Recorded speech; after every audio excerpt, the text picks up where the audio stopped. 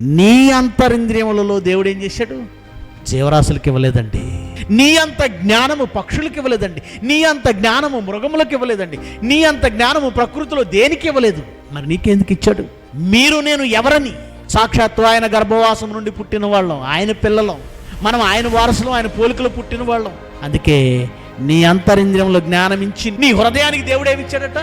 తెలివినిచ్చేసాడు. తెలివిని ఇంకా చెప్పాలంటేనండి, దేవుని కంటే వానిని కొంచెము తక్కువ వానిగా చేసితివి. ఏమండి, ఈరోజు మనం దేవుని కంటే కొంచెం తక్కువ వాళ్ళగా చేయబడ్డాం. మనకి జ్ఞానం ఇవ్వబడింది, అంతరింద్రియంలో జ్ఞానం ఉంచాడు. దానివల్లండి దేవుడు చేసిన వాటిని ఆ తర్వాత అంతో ఎంతో మనం చేయగలుగుతున్నాం. ఆలోచించు, నువ్వెవరు? సాక్షాత్తు దేవుని కుమారుడివి. నువ్వు దేవుని కుమారుడివి గనక ఆయన చేయగలిగిన కార్యములలో కొన్నింటిని ఆయన వెనక నువ్వు కూడా చేయాలని దేవుడు నీకు జ్ఞానం ఇస్తే నువ్వేం చేస్తున్నావు? జ్ఞానం వచ్చాక